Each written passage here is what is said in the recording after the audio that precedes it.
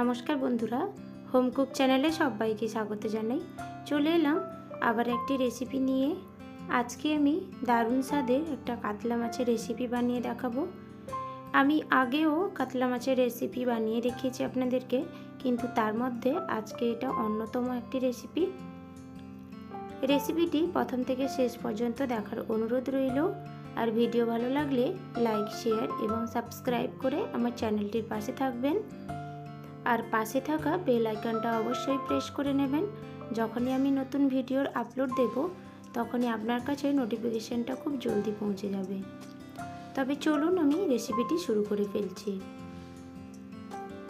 কাতলা মাছের রেসিপিটি বানানোর জন্য আমি এখানে একদম বড় বড় সাইজের 4টে কাতলা মাছের পিস নিয়েছি। আর দিয়ে দিলাম স্বাদ মতো লবণ, হাফ টিস্পুনের মতো লবণ দিয়ে দিলাম। আর সামান্য একটু হলুদ গুঁড়ো দিয়ে দিলাম। আর দিয়ে দিচ্ছি সামান্য একটু লঙ্কার গুঁড়ো, ভালো কালার আসার জন্য। আর লঙ্কার গুঁড়োটা আপনারা স্বাদ অনুযায়ী দিয়ে নেবেন। এবার 1 টিস্পুনের মতো সর্ষের তেল দিয়ে দিলাম। এবার সমস্ত কিছুকে মাছের সাথে ভালো করে মাখিয়ে নেব। লবণ, হলুদ আর তেল, লঙ্কার গুঁড়োটা খুব ভালো করে মাছের গায়ে মাখিয়ে নিয়েছি। এবার আমি 10 থেকে 20 মিনিটের মতো মাছটাকে সাইডে রেখে নেব। এবার একটা মশলা বানিয়ে নেব। তার জন্য একটা মিক্সিং জার নিয়েছি আর বেশ কিছুটা পরিমাণ ধনেপাতা দিয়ে দিলাম গোটা। আর 1 ইঞ্চের মতো আদার টুকরো, আর দিলাম 5টা থেকে 6টার মতো রসুনের কোয়া, আর 4টে কাঁচা লঙ্কা। লঙ্কাটা আপনারা স্বাদ অনুযায়ী দিয়ে নেবেন। আর একটা মিডিয়াম সাইজের পেঁয়াজকে 4 টুকরো করে নিয়েছি। আর পরিমাণ মতো জল দিয়ে দিলাম। তবু আমি 1 টেবিল স্পুনের মতো জল দিয়ে দিলাম। এবার আমি একটা স্মুথ পেস্ট বানিয়ে নেব। ঠিক এইভাবে আমি পেস্টটা বানিয়ে নিয়েছি। এবার চলে যাচ্ছি রান্নার পর্যায়ে। গ্যাসে একটা কড়াই বসিয়ে নিয়েছি আর গ্যাসের ফ্লেমটা হাইতে করে নিয়ে বেশ কিছুটা পরিমাণ আমি সাদা তেল দিয়ে দিলাম। সাদা তেলের পরিবর্তে আপনার সর্ষের তেলও নিয়ে নিতে পারেন। এবার সামান্য একটু হলুদ গুঁড়ো দিয়ে দিলাম। এবার তেলের সাথে খুব ভালো করে মিক্স করে নেব। আর খুন্তির সাহায্যে কড়াইয়ের চারিদিকেও তেলটা ভালো করে লাগিয়ে নিচ্ছি। হলুদ গুঁড়োটা দেওয়ার ফলে মাছ ভাজার সময় গায়ে তেল ছিটকে আসবে না, ওই জন্য হলুদ গুঁড়োটা দিলাম। আপনারা যখন মাছ ভাজবেন এইভাবে 1 চিমটি হলুদ গুঁড়ো দিয়ে দেবেন, তার ফলে মাছ ভাজার সময় গায়ে একটুও তেল ছিটকে আসবে না। এবার আমি ম্যারিনেশন করা মাছটাকে আমি দিয়ে দিলাম। এবার সামান্য একটু উল্টে পাল্টে নিচ্ছি। এবার এক এক করে সমস্ত মাছগুলো আমি কড়াইতে দিয়ে নেব। এক এক করে সমস্ত মাছগুলো আমি কড়াইতে দিয়ে দিয়েছি।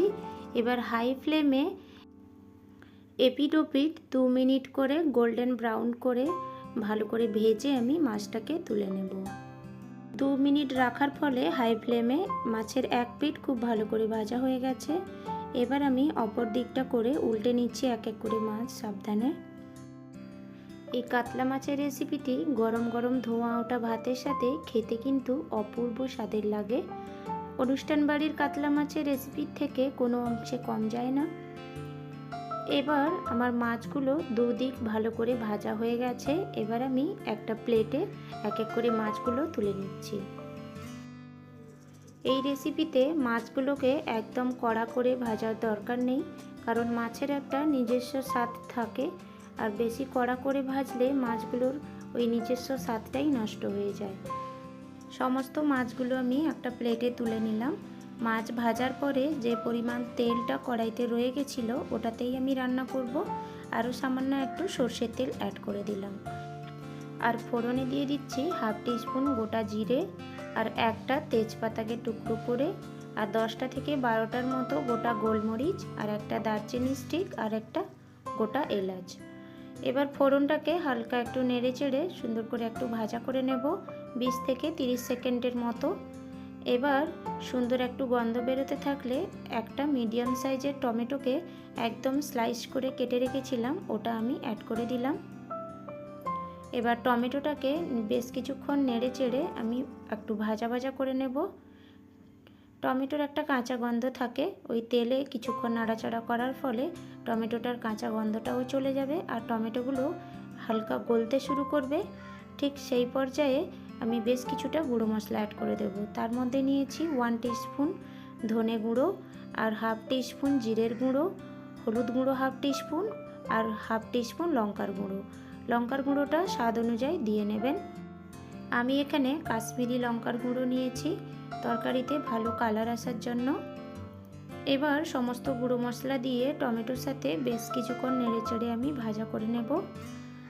এবার আমি লবণ স্বাদ মতো অ্যাড করে দিলাম আর স্বাদ মতো চিনি অ্যাড করে দিলাম। চিনিটা আমি তরকারির টেস্ট ব্যালেন্স করার জন্য দিলাম, আর আপনারা না চাইলে স্কিপ করে নেবেন। এবার লবণ আর চিনিটা দিয়ে মশলাটাকে আবারও আমি কিছুক্ষণ নেড়েচেড়ে নিলাম। মাছটা ভেজে তুলে নেওয়ার পর থেকেই আমি কিন্তু গ্যাসের ফ্লেমটা স্লোতে করে রেখেছিলাম, আপনারাও তাই করে নেবেন। এবার আমি যে গোটা ধনে, আদা, রসুন ওইসব দিয়ে যে একটা স্মুথ পেস্ট করে রেখেছিলাম ওইটা আমি দিয়ে 2 থেকে 3 মিনিটের মতো মশলাটাকে খুব ভালো করে নেড়েচেড়ে ভাজা ভাজা করে নিলাম স্লো ফ্লেমে। এবার সামান্য একটু জল অ্যাড করে আবারও আমি মশলার সাথে খুব ভালো করে মিক্স করে নিচ্ছি। জলটা দিয়ে আমি খুব ভালো করে মশলার সাথে মিক্স করে নিয়েছি। এবার আমি একটা ঢাকনা দিয়ে 2 মিনিটের মতো লো ফ্লেমে রেখে দেব। 2 মিনিট হয়ে গেছে, এবার ঢাকনাটা খুলে নিচ্ছি। দেখুন বন্ধুরা, মশলাটা অনেকটা পরিমাণ কষিয়ে গেছে আর একদম ভালোভাবে তেল ছেড়ে দিয়েছে মশলা থেকে। এবার আবারও আমি খুন্তির সাহায্যে একটু নাড়াচাড়া করে নিচ্ছি। আবারও আমি 1 থেকে 2 মিনিটের মতো এইভাবে নাড়াচাড়া করে মশলাটাকে আর একটু কষিয়ে নিলাম। আর এই রান্নাতে একটু টাইম দিয়ে যত বেশি মশলাটা কষিয়ে নেবেন ততই কিন্তু রান্নার স্বাদ খুব ভালো আসবে। মশলাটা খুব ভালো করে কষানো হয়ে গেছে। এবার আমি পরিমাণ মতো জল অ্যাড করে দিলাম। তার মধ্যে আমি 1.5 কাপের মতো জল দিয়েছি। আপনারা যে যেমন গ্রেভি খেতে পছন্দ করেন ওই হিসেবে জলটা অ্যাড করে নেবেন। এবার গ্যাসের ফ্লেমটা হাইতে করে ঝোলটাকে একটু ফুটিয়ে নিলাম। এবার আমি ভেজে তুলে রাখা মাছগুলো এক এক করে তরকারিতে দিয়ে দিলাম। ভেজে তুলে রাখা মাছগুলো আমি এক এক করে দিয়ে দিয়েছি। এবার জুসের সাথে খুব ভালো করে একটু মিক্স করে নিলাম। এবার গ্যাসের ফ্লেমটা আবারও হাইতে করে আমি 2 মিনিটের মতো ঢাকনা দিয়ে রেখে দেব। 2 মিনিট হয়ে গেছে। এবার ঢাকনাটা খুলে আমি মাছগুলোকে অপর দিক করে উল্টে নেব। এতক্ষণ পর্যন্ত আমার রেসিপিটি আপনাদেরকে একটু হলেও যদি ভালো লেগে থাকে তাহলে আমার ভিডিওতে একটা লাইক করে দেবেন প্লিজ। আর অবশ্যই আমার চ্যানেলটিকে সাবস্ক্রাইব করে আমার চ্যানেলটির পাশে থাকবেন। অনেকে আমার নতুন বন্ধুরা আছে যারা ভিডিও দেখে চলে যান কিন্তু আমার ভিডিওতে একটা লাইকও করেন না আর সাবস্ক্রাইবও করে নেন না আমার চ্যানেলটিকে। প্লিজ তাদের উদ্দেশ্যে বলি, আমার চ্যানেলটিকে সাবস্ক্রাইব করে আমার একটু পাশে থাকার চেষ্টা করুন। এক এক করে সমস্ত মাছগুলো আমি উল্টে নিয়েছি। এবার আবারও গ্যাসের ফ্লেমটা মিডিয়াম করে ঢাকনা দিয়ে 2 মিনিট রেখে দেব। 2 মিনিট হয়ে গেছে। দেখুন আমার রান্নাটা সম্পূর্ণভাবে রেডি হয়ে গেছে। আমি এই পর্যন্ত গ্রেভিটা রাখছি কারণ ঠান্ডা হওয়ার পরে তরকারির গ্রেভিটা আরও বেশি গাঢ় হয়ে যাবে। এবার গ্যাসের ফ্লেমটা বন্ধ করে দেব। এবার ঢাকনা দিয়ে 2 মিনিটের মতো আমি আরও একটু স্ট্যান্ডিং টাইমে রেখে দেব। এই পর্যায়ে আপনারা চাইলে একটু ধনেপাতা কুচি ছড়িয়ে দিতে পারেন। আমি যেহেতু ধনেপাতাটা অনেকটা পরিমাণ বাটাতে ইউজ করেছি ওই জন্য আর ধনেপাতা আর কিছুই দেব না। এবার আমি একটা প্লেটে ঢেলে নিচ্ছি।